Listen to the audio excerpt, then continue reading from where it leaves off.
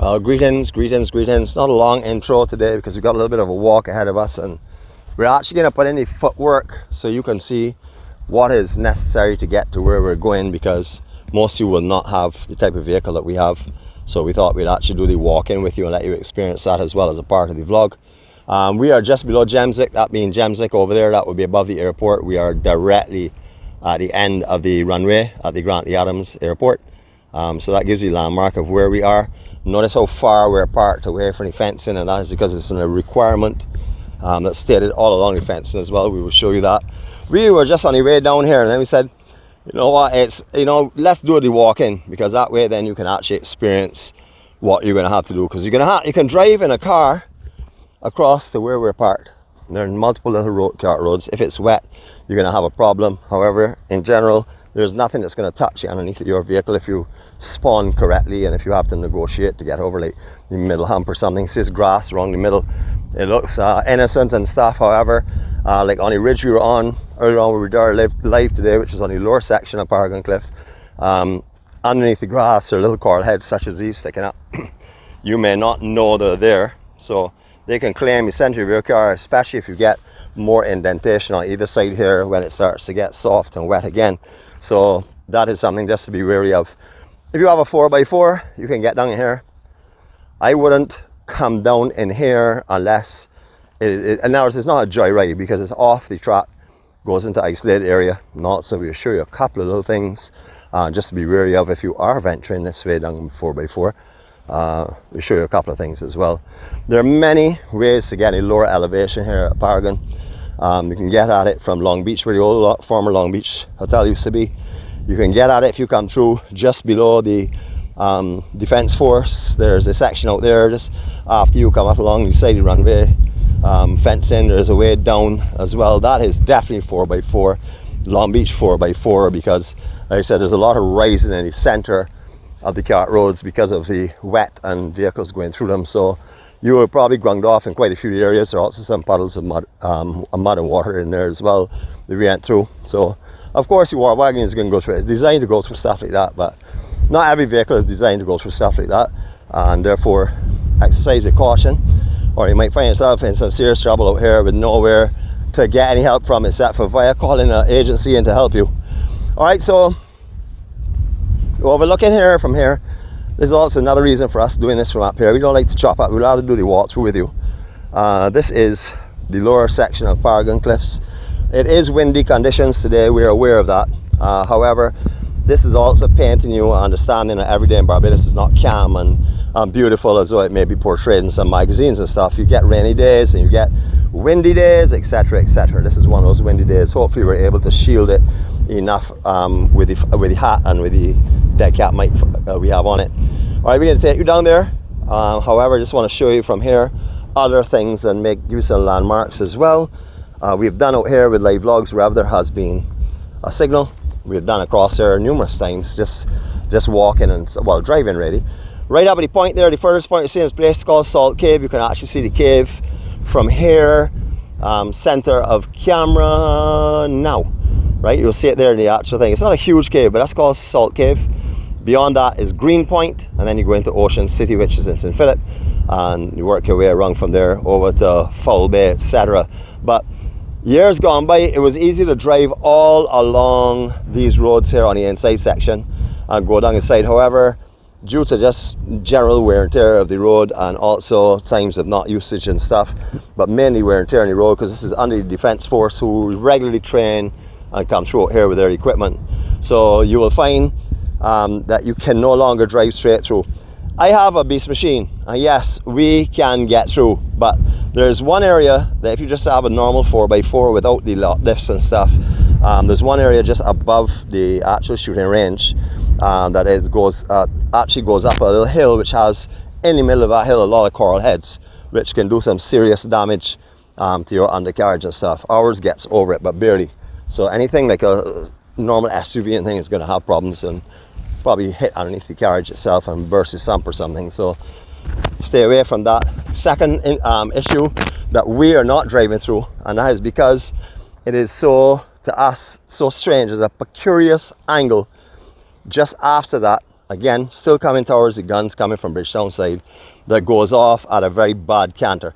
You know, it really concerns me. Every time we've been through, I've had a concern of flipping over or rolling, and it just feels that way. So we don't go through anymore. We wouldn't advocate you do that either.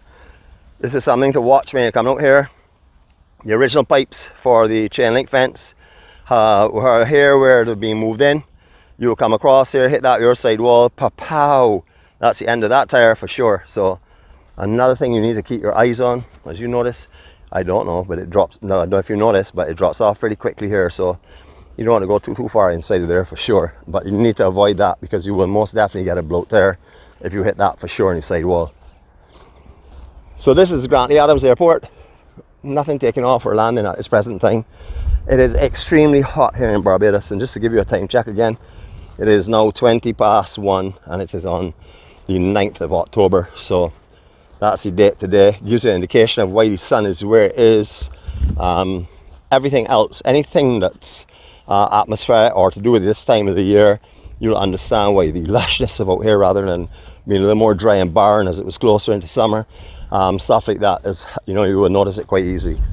So this whole section here has been maintained, I would imagine, by Grantley Adams International Airport for their security team to come and go around the property. They come around this property on regular times, not regular times, but a lot of times, but at unscheduled times. So let's put it that way. So they will drive right around here just to make sure that nothing has breached the outside perimeter and stuff. And obviously the towers and everything would have lookouts in this direction here. Just to show you what's here on the outside of this as we're walking by, just so you will know what I was telling you before, why we're parked where we're parked. Trespassers will be prosecuted parking within 3 meters of this fence. So if you park anywhere closer than where we are and within a 3 meter range, you will be prosecuted. And they're not a Skylark. If it's your vehicle or park, they're going to be coming out here to ask you what is going on. So don't think you can come and drive and park on their drive there and walk down here. You got to park where we were and do the walk. If you want to see the HARP Guns, you got to do a little walk for sure. I was able to bring Jeannette down in here just a little while ago, show the HARP Guns and across the cliff, show the same areas that we were just talking about, which she also said, Nick, maybe I shouldn't try it. So uncomfortable feeling to do it. And you'll be on here going in the easterly direction, in that direction where we saw Salt Cave and Green Point. There are also other entrances that can bring you down to the HARP Gun as well. Again, there are some precarious areas that you might find angles to be bad. So there are other ways you can do it. If you want to hike along the cliffs out here, I would schedule it for early morning. A little bit hot right now at this time of day, unless you have a lot of water with you and continuously put in water. Remember, if you don't continuously put in water, when you get the point of where you're thirsty, you will not be able to quench that first thirst. And what will happen is you will drink so much, it's known as flooding or drowning yourself. So you will just drink to the point of where you feel like popping or even nauseous, and that still will not ease it. So keep putting in little bits by little bits by little bits, and then you will not experience what I do, because I always do exactly what I've just told you not to do. I don't take water with me on hikes. I don't drink water even if I have them on hikes. For money hash, same thing, no matter what I do, I don't drink while I'm doing it. So that will just tell you, I am one of the people that I'm now advising you not to be like. So open, honesty, integrity, all important in the journey that we're on. If I'm going to talk about something like that, I would have to talk about it openly and let you know, yes, I'm one of those hard airs people as well. All right, so as you can see, easily makeable. New war wagon, same as last time, no different to how it was when we came down here last time. Only difference is that the grass has grown a little bit more up above, and it has not been as well traveled as it had been in the past. Making our way down now. Right in front of us, you'll see that orange, beautiful orange mesh here, like a mat, like a golden mat. That is called a love vine. It is actually illegal to grow that on your property or to have that growing in your property, because it spreads extremely quickly. And what it also does is it smothers everything that it goes on and suffocates it and kills it.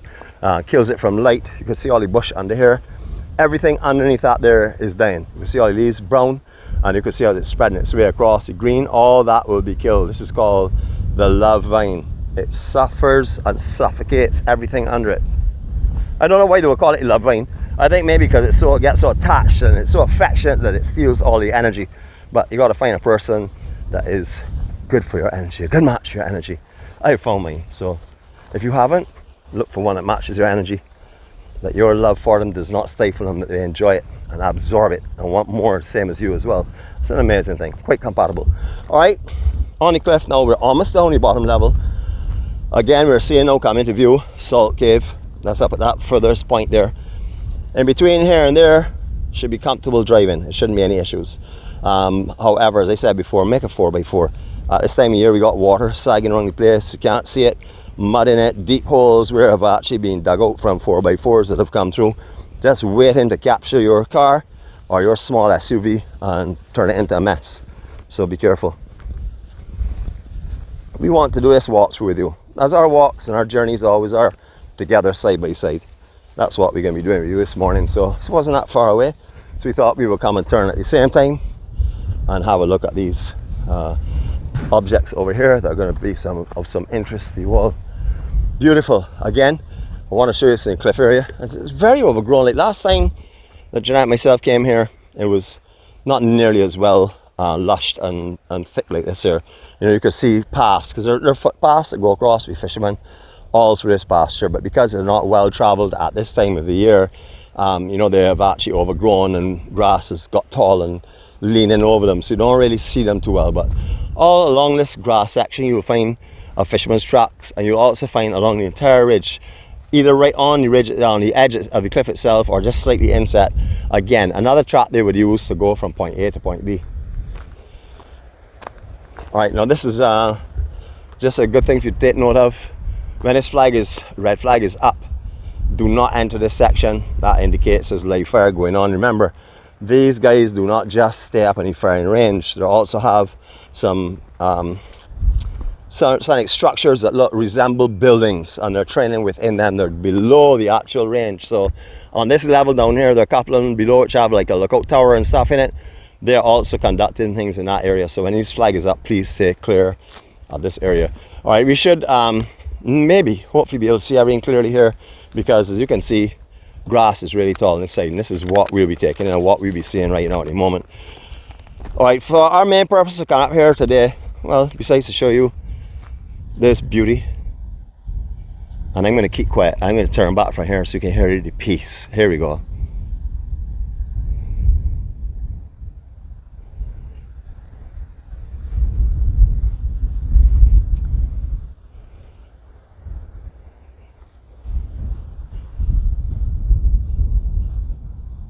Besides the occasional puff and stuff in your microphone, you would have experienced just grasshoppers out here, locusts, not really locusts, but grasshoppers, and any other natural creatures that you will find in this kind of environment. It's quite beautiful out here though, but hot. All right, purpose camp here. The letters HARP mean anything to you, or SRC, you will basically know where we are. You probably have known before when we started descent the hill. You must have known where we were, some of you knowledgeable people. And you know, HARP was the High Altitude Research Project. SRC was Space Research Corporation. It was a joint venture initially between the United States Department of Defense and Canada's Department of National Defense.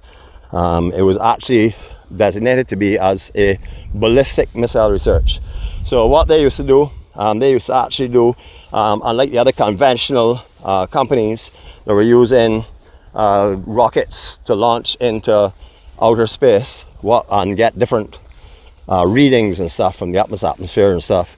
What HARP was all about was to create sort of like a big gun, a huge gun, to fire projectiles up into the same area that would normally be covered by rockets. I don't know why you walk around this way instead of going across the pasture, but there again I have all my hikers and I'm stepping and weighing and stepping and weighing. So anyhow, getting back. Alright, so this was a 16-inch gun. That's the bore, 16 inches, and for you that are not in that kind of conversion, 41 centimeters. And this gun was used by HARP.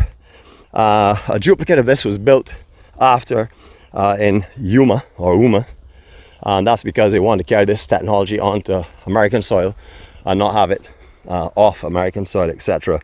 Anyhow, this here, or the duplicate to this, which was measured, has a world record still standing of 180 kilometers. Was 111 miles, something like that, 111 miles. It used to fire a projectile into outer space to get these readings. It was a brainchild of Jerry Bull. He eventually was locked up for selling illegal arms to South Africa, etc. But for a long time, a lot of research was done. So many shots were fired from here that I remember as a young boy feeling vibrations at home. That started a lot of controversy here in this island, and that is because the actual pressure that this created from firing around that height, a projectile like that, vibrated all of the earth in this area. And I used to feel it down in Bannatyne, that's the nearest sergeant's village or Sheraton Centre. We used to feel it when it used to go off. You heard the boom and then you felt the shake. And a lot of the homes in this area and surrounding areas, the foundations were cracked. So you had a lot of problems that went on at that stage of the game. And this started off, the whole thing started in 1966. It became reality in 1962. And then in 1966, the funding from the American and the Canadian government, 66, 67, the funding from those governments was removed. And all of the actual collateral basically was turned over, the assets are turned over to Dr. Jerry Bull. So it really it continued for a little while longer than that for sure. But I can't remember the exact date that it closed down, but I know it was definitely around 1977, 1978 in that time frame. I do know that because I went on as an apprentice lathman as they were closing, which nobody knew at the time.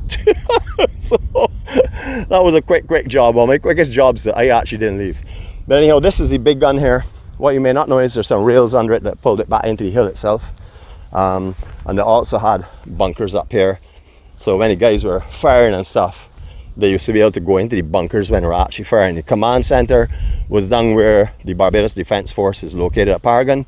I do know about the room. I remember going in the room as well, seeing the big map, global map, and little like bulbs and stuff. I'm not sure what they did because I was pretty junior in there. I didn't know anything really, but I do remember that. And that was a command center. But you would have some of the actual action people in this general area in those bunkers. You will find the railway track on top of here, in this general area as well. There are numerous other guns.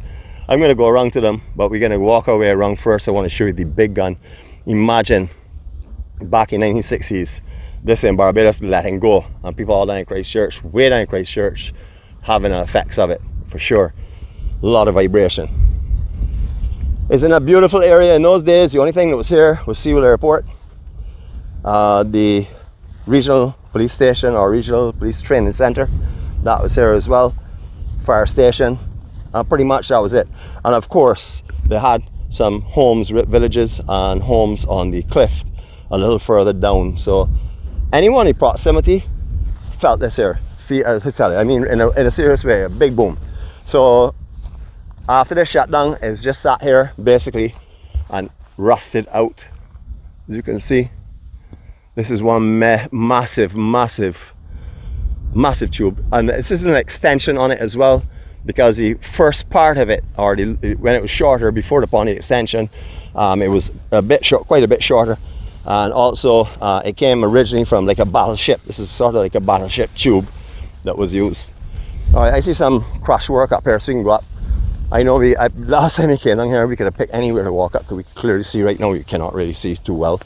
But again, you can come on any given day if you're coming to see this here, and you're going to encounter what we're encountering right now. So it happens. We just want to try and show you what we can. We came here to show you. So normally under regular conditions throughout the year, you will not have this build-up of grass like this tall. It will be a lot lower, a lot easier to walk over. But right now, this is really good growing time. We're getting some rains and stuff. The lavine here has everything grown over, and I'm not going to walk through that because that tangles you up. I'll give you an elevated view at some moles, and we go around the other side, see if you can see them. But you'll see the tracks up here on the top. This is what the gun used to wheel out on, take it shots, and then be pulled back in. All right, so here we go again. Jeez on. Whew. If you have a look on, of course, any of these search engines, and put in HARP, H-A-R-P, or SRC, you will see all the information. You'll also see the Jerry Bull mentions as well on there. We're just bringing you a little bit of information, sort of like to whet your appetite, build your curiosity, and also to make you aware that Barbados is not tired. If you've never seen the HARP guns, and you can walk through this kind of bush, remember this is how it is right now. Most of the year, you will come here and find easier access. you would also be able to see the guns from down on the roadway down here. Not that we were going to stop there, but you would be able to see them quite clearly from down here. That has changed because of all the rains and perfect rain conditions. Basically, you can look at the top of grass, and when you don't see, like even over there, the feathers, although they look a little brown, look at the lower actual leaves on it, and you will see green. You will tell that it's had rain the last 2 days, and that with the heat and stuff that's going on, I mean, perfect, absolutely perfect growing conditions. All right, well, back up again. All right, so we're gonna try this above section here. Remember, these are 4K resolution videos. I always mention every vlog because they deserve credit due. This is Jeanette's baby issue, her baby project that she's working on. She's asked you to help her out with. So there are 4K resolution videos of places, our hidden beaches and treasures of Barbados. We consider this a treasure of Barbados. I know the interest to come and see this will be sparked again. When we first put out our first one on it, 4K, we did a live rat here, not that great a condition. We also put up a 4K of up here before. This is a long time ago, so you're actually seeing it now. I would think in the best of conditions that we could possibly bring it to you. We have a newer camera. We also have our gimbals and stuff set up. I don't remember if we had it at that time. I think we did, but sort of like a little more familiar with it, and the external mic and stuff we have in action. So again, a little bit better than what we had for sure. Because these are like tire tracks, so I guess the Defence Force may have come up in here. As I said before, they're stationed, one of their big bases is just above the hill. These are the other guns that I also used to fire projectiles with. I really didn't take much interest in the research on these because these are babies compared to what we've just seen. So my concentration really has always been on the big gun. These are interesting to see as well.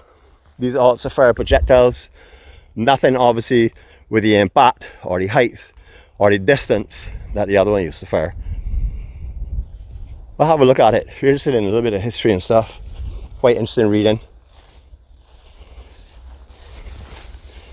Again, I'm trying to get you the best possible view if I can. I don't want to walk into any beehives either. That's another thing you may find out here. Some hive of bees in one of the trees or something, but that's the back of the big gun.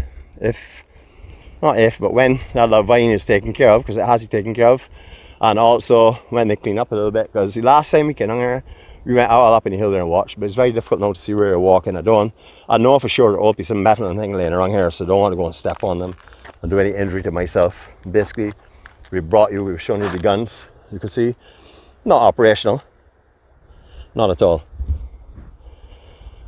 All right, let's go back over. I realize that we've lost our wide angle somewhere. I don't know, a bush or something may have hit it, so forgive us on that. We're getting back wide angle now as we can move away a little bit. Have a look back as we're going at these. Well, look, I would have said before, these are some massive guns. But when you look below and see what that cannon is like, that will tell you these are quite small. Again, more places up here, more bunkers as well. This is actually not a bunker. This is one of the same. From here, the same surrounding steel or cast iron or whatever it is, metal. That's one of those there that I've just gone to arrest. I had two of these big guns here like that. Oh boy, it's beautiful out here, really beautiful. Right, again, we're gonna see, last time we came here, we could run up this hill and do our video from up there, show the overlook of the, what we like to call the gun graveyard. We can see if we can get up there now. I can check again. As I said before, I don't want to walk into any beehives, of which there could be many at this time of the year out here for sure. So I will just veer off. Leave that thought for another time. We bought here to show you the HARP guns. We have done just that. We're also showing you the difficulty to get here, because gone are the days that a car could have driven across here. I used to drive across here in a little Suzuki 600 back in the day, and actually before that, an old Nissan 1600 saloon car, and I used to come all out here. But times have changed. The roads have deteriorated. Remember this is HARP. All up here would have been well maintained for the guns. So things like that were different then in those days. It's changed considerably now. The gun's pretty hard to see from here. So if you were just driving through this section or walking through a section, look around you, because there's a lot of stuff to be seen that sometimes you can overlook or miss. If you did not know that those were up in there, who are not aware of the HARP site, then you would probably have passed those for sure. I hope you've enjoyed this little walk with us today. We've had a great time bringing it to you. Unfortunately, Jeannette is only here in my heart and in my thoughts, and of course in my dialogue. She's not here to join us today because she's still overseas, but she'll be back very soon. When she comes back, she will certainly be joining me on our adventures, because, as I said before, I'm helping her, assisting her with her project. This is all her project, nothing to do with me at all. This is not anything to do with me, except for I'm just holding the camera for her and talking about stuff, because this is her project. Alright, so we're going now out to the cliff. So you see there are little tracks all over the place, hard to see though. Very difficult to see now, the grass has grown up quite a bit. Again, you have to be careful because a lot of these areas could be sagging or baggy with water, because we have had some rain and stuff on the cliffs, and the areas that are not being dried out completely are going to sort of like be a little bit more challenging for any vehicle really. And you're not aware of what you're going into when you can't see it either, which is another concern. Beautiful day today. The colors, the ocean, absolutely stunning. The sky, you tell me what that is. I call that breathtaking though. Talk about beautiful, I mean beautiful. And knowing that the current temperature right now, I would have to say maybe 32, which would be somewhere in the 90s, very early 90s, somewhere that kind of time frame. That will give you an understanding of the temperature here. Breeze coming straight in our face now, which will be off east, southeast. It is quite strong. I have some gusts up. I noticed this morning they were running like 11 knots regular and 13 knot gusts. So that's what is pretty consistent. Turns pretty consistent. Maybe not super strong, but consistent. You see how we got closer to this cliff? The wind coming up that cliff, hitting us directly in the microphone. Further back here, not quite as bad. So this is the Paragon Cliffs. If you hear about people talk Paragon Cliffs, this is what we're on now. But also the cliffs that run above there, that was the original level of out here prior to the island rising. That would have been the coastline, and then this is now the coastline, and in years to come, generations to come, if we continue to rise as we should, as being a coral island, because we're growing, we will have, this will become the inner ledge, and then a new cliff will form right on the sea edge. Again, you're seeing Salt Cave up at the point, and Green Point just beyond that. Thank you for joining us on this journey. Thank you for walking with us. Thank you for all of the likes that you're giving us, and thank you, I'm talking about as in advance obviously, because this this one is going up, so hopefully I can thank you in advance for all the likes that you're giving us on this and the other vlogs or the other videos that we're doing, as Jeannette is putting together her project. We really appreciate your time and your company. We appreciate your encouragement, your words of comfort and inspiration are coming to us, and we're hearing them, so we thank you very, very much. Remember, the important part of our journey is that we are there for who needs us. Those that have other things that they can escape their realities on, or escape the rough edge and the cutting edge of life, good to you all, kudos to you all. However, there are some that come and utilize these here for exactly that. Come and get a little comfort from seeing beautiful, beautiful Barbados and hearing a lot of nonsense being taught apparently.